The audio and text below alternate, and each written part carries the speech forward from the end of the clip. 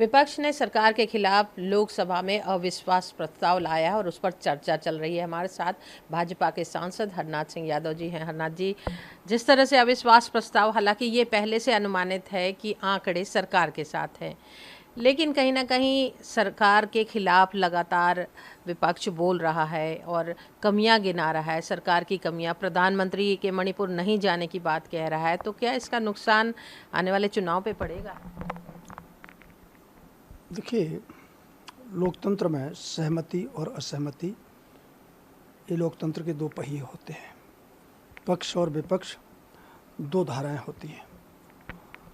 तो और आदरणीय प्रधानमंत्री जी ने 2018 में नहीं 19 में ये कह दिया था कि कांग्रेस और विपक्ष के लोग मेरे खिलाफ 2023 में अविश्वास प्रस्ताव लाएंगे। इसके पीछे का उनका जो मंशा था वो ये था कि 2023 तक उनके पास भारतीय जनता पार्टी की सरकार के और मोदी जी के खिलाफ बोलने के लिए कुछ बचेगा नहीं। तो उन्हें अनर्गल, असत्य, छल प्रपंच से भरे हुए कृत्य करने हैं और बोलना है। तो अब ये तो भारत का और विश्व का अबोध बालक भी बता देगा कि भारतीय जनता पार्टी का प्रचंड बहुमत है, उसके सामने उनके अविश्वास प्रस्ताव का ठहरने का कहीं दूर दूर तक नामो निशान नहीं है। एक ही सरकार को पिछले 9 साल में 2 बार अविश्वास प्रस्ताव का सामना करना पड़ रहा है, तो क्या लगता नहीं कि विपक्ष को भी साथ लेकर चलना चाहिए? नहीं, भारतीय जनता पार्टी तो हमारा तो मंत्र है, आदरणीय मोदी जी ने शुरू से दिया है कि सबका साथ, सबका विकास, सबका विश्वास और सबका प्रयास, देश की समृद्धि का यही एक सूत्र है। परंतु जब से 2014 में कांग्रेस और विपक्ष की राजनीतिक दुकानें आदरणीय मोदी जी के सामने बंद हुई हैं, तब से इनको तिलमिलाहट है। और एक राज परिवार है जिसने लंबे अरसे तक भारत के ऊपर राज्य किया, तो वो अपनी बपौती मानता है कि देश के ऊपर राज करने का जो अधिकार है केवल हमारा है। और दूसरे कि मोदी जी अति पिछड़े तेली समाज से आते हैं, बहुत गरीब परिवार से अपने उन्होंने विपन्न परिवार से यात्रा शुरू की है। चाय रेल के डिब्बे में चाय लेकर के बेचा करते थे। तो उनको ये पच नहीं रहा है कि एक गरीब का बेटा, एक पिछड़े वर्ग का बेटा, एक तेली जाति का बेटा हमारे सामने आकर के कैसे देश का प्रधानमंत्री बन गया। तो ये उनके अंदर तिलमिलाहट है। तीसरी बात, विपक्ष पूरी तरीके से आकंठ घोटालों में घिरा हुआ है। जितने उनके प्रमुख नेता हैं वो कोई जेल के सीखचों में होके आया, कोई जेल के सीखचों में, कोई जमानत पर है, किसी के खिलाफ जांच चल रही है। और देश को इन्होंने पूरी तरीके से खोखला कर दिया था। और तो इनको भय है, इनके प्राण संकट में है, गला इनका घिरा हुआ है कि किसी तरीके से यदि नरेंद्र मोदी जी तीसरी बार आते हैं तो हमारी जगह केवल जेल में है और कहीं नहीं है। इसलिए ये जो तमाम जो एक दूसरे को फूटी आंख नहीं देखना चाहते थे, ये इसीलिए ये गठबंधन हुआ है। गठबंधन का इस देश की समृद्धि के लिए, इस देश को शिखर पर ले जाने के लिए, इस देश का मान सम्मान स्वाभिमान दुनिया के मंच पर स्थापित करने के लिए विपक्ष के ऊपर के पास कोई योजना नहीं है और विपक्ष को हिंदुस्तान स्वीकार भी नहीं कर रहा है। हरनाथ जी, राहुल गांधी का जिस तरह से सुप्रीम कोर्ट ने दोबारा सदस्यता बहाल कर दी और अब ये विपक्ष लगातार ये आरोप लगा रहा है कि सरकार ने आनन फानन में उनसे घर भी छीन लिया, हालांकि आज वापस घर भी देना पड़ा है। तो क्या लगता है इसमें कहीं ना कहीं सरकार की किरकिरी हुई है?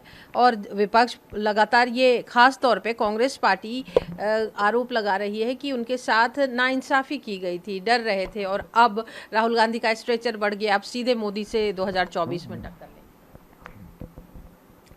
कांग्रेस का और उनके साथ में जो दल खड़े हैं, सबसे पहले तो मैं ये कहना चाहूँगा कि कांग्रेस के तार विदेश के साथ जुड़े हुए हैं, विदेशी जो ताकतें हैं उनके साथ जुड़े हुए हैं। राहुल गांधी जब बोलते हैं तो चीन और पाकिस्तान के चेहरे पर मुस्कान आ जाती है। क्यों आ जाती है?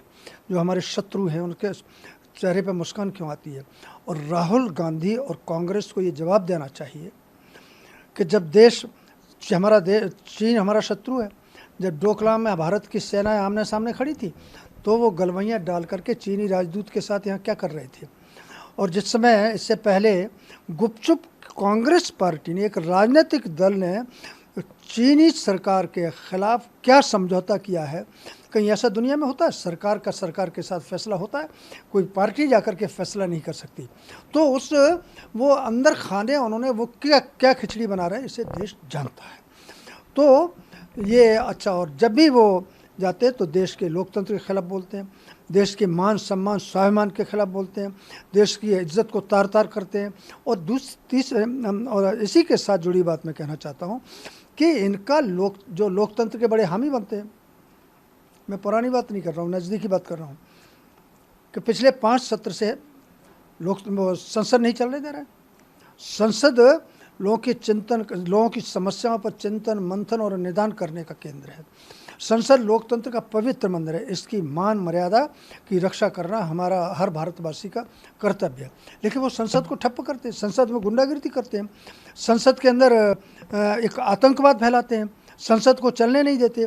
और फिर नई संसद का उद्घाटन हुआ, पूरा देश पूरा दुनिया जो है हर्ष मना रहा था, जश्न मना रहा था। और कांग्रेस और विपक्ष के लोगों ने ऐसे अवसर का शुभ अवसर का भी त्याग किया और विरोध किया। ये सब चीज़ क्या परिलक्षित आज भी था कि राहुल गांधी शुरुआत करेंगे कांग्रेस की तरफ से, लेकिन गौरव गोगोई ने शुरुआत। राहुल गांधी के पास बोलने के लिए कुछ चिंतन का के पास कोई चिंतन ही नहीं है। उनका चिंतन का जो बर्तन है उसका तो दुनिया बोलती है। विदेशी क्या नाम है राष्ट्राध्यक्षों ने एक दो ने कहा, आपको भी जानकारी होगी कि उनका देश को चलाने के लिए, भारत को चलाने के लिए उनके पास उनका कोई चिंतन की दिशा नहीं है, कोई सोच नहीं है। और इस देश के लोग तो उनको अनेक प्रकार की उपाधियाँ दे चुके हैं। मैं उस उपाधियों को दोहराना नहीं चाहता। तो राहुल गांधी एक देश चलाने की बात छोड़ दिया, उनको तो एक वार्ड के मेंबर बनने की हैसियत नहीं है और ना ही उतनी योग्यता है, ना ही गांव के प्रधान की छोड़ दीजिए गांव पंचायत की सबसे इकाई होती है सदस्य है, उसके लायक भी नहीं हो। लेकिन उसी ऑस्ट्रेलिया जिनका आप जिक्र कर रहे थे, ऑस्ट्रेलियन पीएम की बात को लेकर भी आपत्ति विपक्ष ने जताई थी कि उन्हें बॉस क्यों कहा प्रधानमंत्री। ये तो कांग्रेस के लोगों ने कहा ना। अब उनको ये नहीं समझ आता कि प्रधानमंत्री जी का ये दुनिया लोहा मान रही, दुनिया सम्मान कर रही है। अच्छी शक्तियाँ जो हमको घास नहीं डालती थी, हमारे तरफ आंख उठा के नहीं देखती थी बिल्कुल भी, वो जो है हमारे देश के प्रधानमंत्री की मुस्कान हमारी तरफ भी जरा हो जाए तो उसके लिए तरसते हैं। तो देश का मान सम्मान बढ़ रहा है, 140 करोड़ नागरिकों का सम्मान बढ़ रहा है दुनिया के अंदर। और ये प्रधानमंत्री जी ने चिल्ला करके अनेक मंचों से कहा है, ऊंची आवाज़ में कहा कि ये मोदी का सम्मान नहीं है, ये देश के 140 करोड़ का सम्मान है। तो राहुल गांधी तो अपने को इस देश का मानते ही नहीं है, इस देश की पवित्र मिट्टी की सुगंध से उनका कोई लेना देना नहीं है। इसलिए उनको प्रधानमंत्री जी का कद बढ़ रहा है, हिंदुस्तान का कद बढ़ रहा है, हिंदुस्तान के सम्मान बढ़ रहा है, तो उनको ये खटकता है, उनको समझ में नहीं आता है। तो राहुल गांधी तो आतंकवादियों के साथ खड़े, आतंकवादियों को क्या नाम है फांसी की सज़ा से बचाने के लिए आधी रात को सुप्रीम कोर्ट के दरवाजे खुलवाते हैं।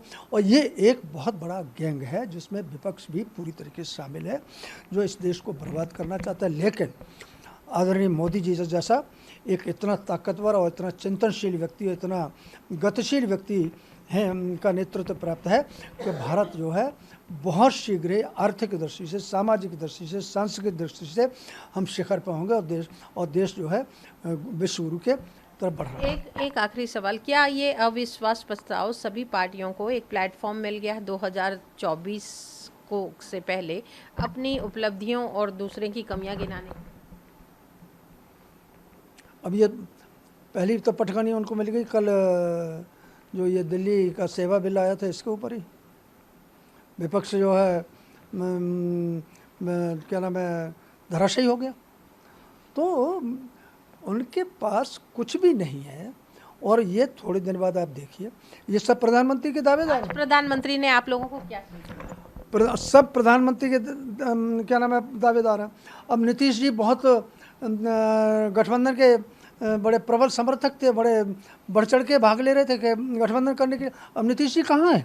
नीतीश जी को कोने में डाल दिया।